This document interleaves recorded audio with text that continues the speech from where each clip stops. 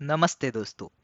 क्या आपने कभी सोचा है कि दुनिया के सबसे अमीर लोग, जिनके पास टेक्नोलॉजी की दौलत है, जिनके पास ई कॉमर्स का साम्राज्य है, वो अचानक से खेती की जमीन मीन्स एग्रीकल्चरल लैंड क्यों खरीद रहे हैं? ये कोई छोटी मोटी इन्वेस्टमेंट नहीं है। बात हो रही है बिल गेट्स की, जो अमेरिका के सबसे बड़े प्राइवेट फार्मलैंड ओनर बन चुके हैं।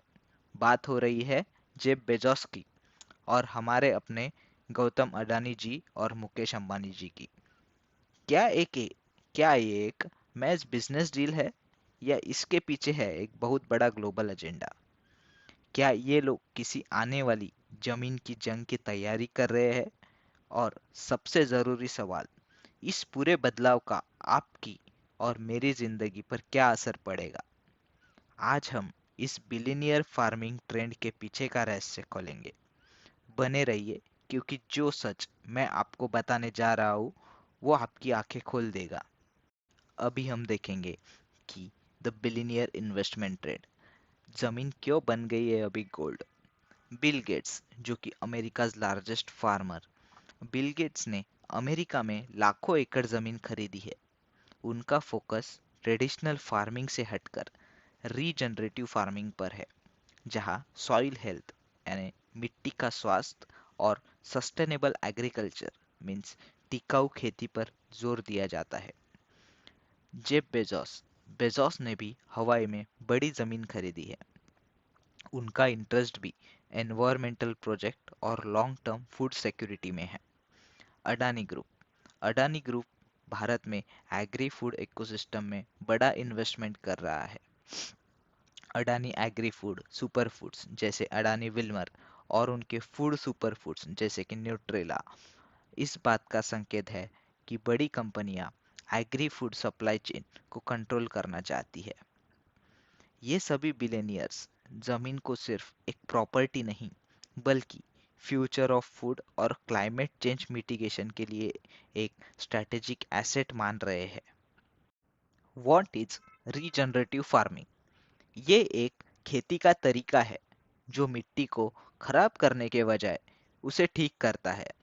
इसमें no till farming, cover crops और क्रॉप रोटेशन का इस्तेमाल होता है, जिससे मिट्टी में कार्बन सिक्वेस्ट्रेशन बढ़ता है, मीन्स कार्बन जमा करना बढ़ जाता है। Climate and carbon credit angle, Bill Gates जैसे लोग मानते हैं कि खेती ही क्लाइमेट चेंज को रोकने का सबसे बड़ा जरिया बन सकती है। जब जमीन की मिट्टी में कार्बन स्टोर होता है, तो कंपनियों को कार्बन क्रेडिट्स मिलते हैं, जो फ्यूचर में एक बहुत बड़ा बिजनेस बन सकता है। बिलियनियर्स का फ्यूचर मार्केट पर दाव बिलियनियर्स इस फ्यूचर मार्केट पर दाव लगा रहे। फूड सिक्योरिटी एंड स्कैरसिटी, दुनिया की आबादी बढ़ रही है और उपजाऊ जमीन मीन्स फर्टाइल लैंड कम हो रही है। ये स्मार्ट इन्वेस्टर्स जानते हैं कि आने वाले समय में पानी और खाने की चीजें ही सबसे कीमती होगी, इसलिए वो अभी से इस एसेट्स को सिक्योर कर रहे हैं। अभी हम देखेंगे द कंट्रोल ओवर फूड। सबसे बड़ा सवाल, क्या ये बिलियनियर सिर्फ प्रॉफिट के लिए या ग्लोबल फूड सिस्टम को कंट्रोल करने के लिए ये जमीन खरीद रहे हैं? उनका कहना है कि वो टेक्नोलॉजी, डेटा और साइंटिफिक मेथड्स जैसे प्रिसिजन एग्रीकल्चर का इस्तेमाल करके खेती को ज़्यादा एफिशिएंट मीन्स कुशल और सस्टेनेबल बना रहे हैं। क्रिटिक्स का मानना है कि जब कुछ ही लोग के हाथ में दुनिया का दुनिया की उपजाऊ जमीन आ जाएगी, तो छोटे किसानों और आम आदमी के लिए खाने पीने की चीज़ों पर उनकी डिपेंडेंसी बढ़ जाएगी। अडानी और टाटा जैसे ग्रुप्स का फूड प्रोसेसिंग और सुपर फूड्स में आना दिखाता है कि भारत में भी कॉरपोरेट्स न्यूट्रिशनल सिक्योरिटी और वैल्यू एडेड फूड प्रोडक्ट्स पर फोकस ज़्यादा बढ़ रहा है।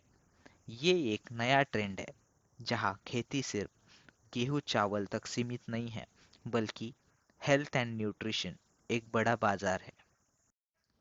ये ट्रेडिशनल फार्मिंग से कॉरपोरेट फार्मिंग की ओर का एक बड़ा ट्रांजिशन है। So what should you do? आपको खेती की जमीन की वैल्यू को समझना होगा। ये एक सिर्फ खेती नहीं है, बल्कि फ्यूचर का रियल एसेट है। तो दोस्तों, ये साफ है कि जमीन अब सिर्फ मिट्टी नहीं है, बल्कि $1 बिलियन स्ट्रैटेजिक एसेट है। बिल गेट्स, जेफ बेजोस और अडानी का ये इन्वेस्टमेंट दिखाता है कि आने वाला समय फूड एंड सस्टेनेबिलिटी का है। आपको क्या लगता है, क्या ये कदम दुनिया के लिए अच्छा है, या इससे छोटे किसान खतरे में पड़ जाएंगे? कमेंट बॉक्स में अपना विचार ज़रूर बताइए। और हाँ, अगर आप जानना चाहते हैं कि भारत में एक आम आदमी कैसे एग्रीकल्चरल लैंड या रीजनरेटिव फार्मिंग के बिजनेस में इन्वेस्ट कर सकता है, तो इस वीडियो को लाइक करें और पार्ट 2 लिखकर कमेंट करें। मैं उस पर एक डिटेल वीडियो ज़रूर बनाऊंगा। Thank you for watching.